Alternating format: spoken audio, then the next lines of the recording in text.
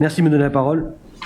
Comme l'impose la loi pour une République numérique de 2016, vous devez donner accès aux algorithmes de calcul. Nous souhaitons donc savoir pourquoi certaines associations ont une subvention ordinaire en baisse par rapport à 2022 et d'autres ont le même montant à l'euro près alors que leur nombre d'adhérents a fluctué.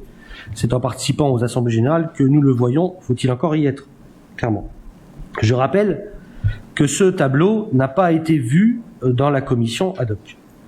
Nous souhaitons donc que nous soit fourni un tableau en annexe qui détaille la formule du calcul avec les variables pour chaque association, pour être fourni à la commission concernée. Cette formule doit être accessible à tous les citoyens et de préférence aux élus du Conseil. Nous sommes aussi étonnés que la provision de 10 000 euros pour les effets Covid de 2022 n'ait pas été mise en place. Des associations en ont pourtant fait la demande, mais pas de nouvelles. Nous ne voyons pas non plus d'aide au déménagement, par exemple à la maison des associations Beltram, des associations qui ont eu des frais liés à ce déménagement imposé, dans des conditions parfois ubuesques, je pense à la couture, par exemple. Voilà nos remarques. Merci. Le vote du budget est essentiellement un acte politique. Il reflète le projet politique de la majorité. Et cela n'a jamais été aussi vrai à l'ERS depuis la décision unilatérale de Monsieur le maire d'augmenter les tarifs des services périscolaires, touchant essentiellement à la politique familiale de la ville, qui aussi affaiblit le service public. Tarifs pour lesquels les minorités viennent en partie, puisque seulement sur la restauration, à la rescousse. Par ailleurs, nous ne trouvons toujours pas de cohérence dans votre projet politique. Des logements à profusion prévus, de l'artificialisation des sols par dizaines de milliers de mètres carrés, des constructions municipales sans parking, parfois avec parking, sans réelle politique de déplacement urbain, un espace culturel ou plutôt musical mal placé, tout le monde le sait maintenant, et même l'Agence régionale de la santé ne permet pas des concerts amplifiés, dommage pour un auditorium de 150 places. Ce projet est un projet pré-Covid, qui n'a plus trop d'intérêt. Nous connaissons la situation des associations concernées par ce projet. Ils ont beaucoup souffert du Covid. Nous ne connaissons pas non plus encore l'impact de votre nouvelle politique tarifaire sur les effectifs de l'école de musique. Vous tablez sur 30% de baisse des effectifs. Et donc, dépenser 4 millions sur ce projet ne vous semble pas poser problème. On peut revenir sur le budget, s'il vous plaît ? Oui. Je fais un aparté donc sur l'autofinancement en baisse. C'est des prévisions que nous disions déjà en 2019. C'est aussi ce qui permet d'emprunter, l'autofinancement. Vous nous avez dit on n'emprunte pas, on n'a pas besoin. On aurait pu faire des projets avant. On aurait emprunté avant puisqu'on avait encore une marge d'autofinancement plus importante. Voilà, ça c'est pour la partie autofinancement.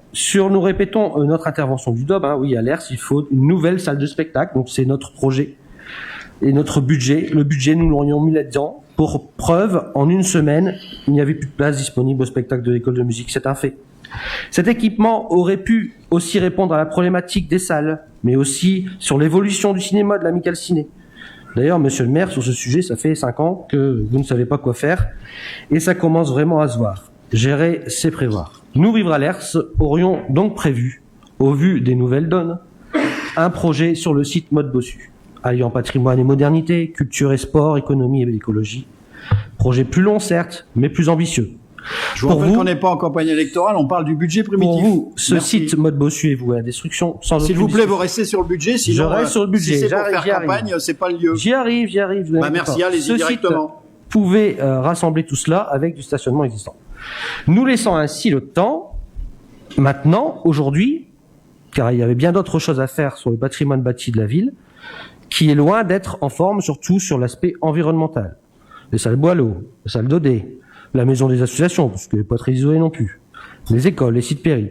Finalement, nous sommes convaincus que ce budget n'est pas un budget du XXIe siècle. Il ne comprend pas les enjeux de ce siècle. Merci.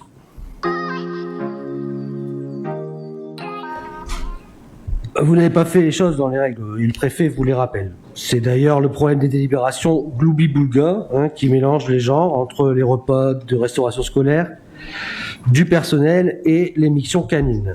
Ça me laisse pantois. Vous êtes déçus de ne pas pouvoir offrir un tarif préférentiel à vos agents. Bonne nouvelle, nous sommes là. Voici donc une délibération clé en main que ma collègue va vous ramener. pour mettre en place le ticket restaurant d'une valeur faciale de 8 € pour les agents de la ville et du CCAS. Je ne vais pas vous la lire, je vous cite simplement les avantages de ce système. Et ça vous rejoindra ce que vous venez de me dire. Pour l'employeur, une solution de repas cofinancée par l'employeur et l'agent totalement exonéré de charges sociales et fiscales. Un complément de rémunération représentant un levier supplémentaire de recrutement et de fidélisation des agents. Un moyen de renforcer l'action sociale et un dispositif qui permet de favoriser le commerce local. On a tout à y gagner. C'est aussi pour les agents bénéficiaires une aide directe de l'agent, exempté de charges sociales, un accès facilité à l'alimentation, l'occasion d'une vraie pause déjeuner et le choix de déjeuner dans les points de restauration adhérents au dispositif. Donc, pouvons-nous en discuter prochainement, car il y a un vrai sujet qui dépasse cette simple phrase mal placée dans cette délibération, c'est le sujet de la restauration des agents municipaux. Merci. J'ai une remarque sur cette délibération, mais je vais quand même revenir parce que... Non, vous restez sur la délibération. Ah, attendez. Écoutez-moi, vous m'avez pris pour un imbécile, j'aime pas ça. L'article 2 de la délibération est appliquer les tarifs Lersois aux enfants scolarisés en Ulysse, aux enfants résidant à Wattrelos par réciprocité pour restauration scolaire et aux agents employés de la ville et du CCAS. À la restauration scolaire. Et ben donc c'est ce que je disais, c'est les agents, c'est pas les enfants des agents. Mais si, à la restauration. Non, regardez bien votre délibération, c'est ça qui a été condamné. Bon. Il est marqué aux agents employés. Il n'est pas marqué aux enfants des agents employés par la ville. C'est ça. Vous restez sur... Oui, mais il y a les agents qui mangent sur place. Voilà. Donc voilà, c'est tout. C'est ça qui a été condamné.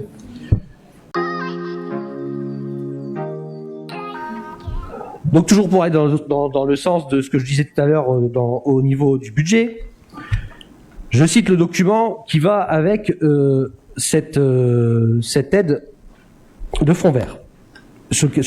Quand vous allez sur le site de ce fonds vert, il y a un cahier d'accompagnement Axe 1 Rénovation, sur lequel vous allez candidater. Je cite le document du ministère de la Transition écologique, cahier qui explique, en détail. Par ailleurs, la démarche de démolition-reconstruction des bâtiments ne pourra pas faire l'objet d'un soutien financier pour le fonds vert, considérant que l'empreinte carbone associée à une telle démarche est généralement toujours plus élevée que celle d'une rénovation. Voilà pour répondre à ce que vous dites toujours, en disant que c'est plus intéressant de construire de nouveaux bâtiments que de rénover. Vous voyez, vous devriez donc nous écouter peut-être plus souvent. Ensuite, nous avons un doute sur l'obtention du fonds vert sur la rénovation du chauffage du groupe scolaire du Buisson, puisqu'il est marqué qu'il faut faire une économie de 30% d'énergie finale, et que ce fonds peut aussi, je cite, soutenir l'élimination des énergies fossiles sorties du fioul et du gaz. Or, vous mettez du gaz partout. Voilà, merci. Donc, la balayeuse qu'on a actuellement, c'est fini. Pardon ? La balayeuse qu'on a actuellement, c'est terminé. Non, elle est toujours là. Et elle sera là jusque... Elle ? Elle continuera à fonctionner. Tant qu'elle peut, oui. D'accord. Donc ça veut dire que c'est en plus. Combien de mètres linéaires aujourd'hui on fait avec la balayeuse actuelle, ça on ne sait pas. Donc vous me dites qu'elle reste, mais on ne sait pas jusque quand, parce que c'est du personnel qu'on utilise actuellement, donc je voulais savoir s'il va être reclassé, sur quel poste. Ce sujet nécessite une réflexion plus globale que sur la propriété sur la propreté, excusez-moi, de notre commune, qui est très souvent décriée. Une fois de plus, nous ne traitons ce sujet d'importance que par le prisme financier, ou plutôt que par la politique de la ville de M. La balayeuse n'est qu'un élément d'un arsenal plus important que nous ne voyons pas se mettre en place à l'ERS. Quid de la brigade verte? C'est bien, c'est pour développer, encourager les Lersois à développer leur pratique du vélo et oui.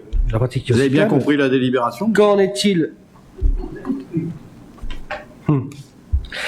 Qu'en est-il des accès vélos dans la ville, puisque c'est bien ça aussi qu'il s'agit, parce que les percées entre les lotissements que vous nous avez annoncés en 2021, un passage dans le parc sportif actuellement interdit aux vélos permettant un accès sécurisé aux collégiens, tous ces sujets qui inciteraient beaucoup plus les citoyens à enjamber leur bicyclette et qui ne nécessitent pas ou peu d'investissement pour la ville. Merci.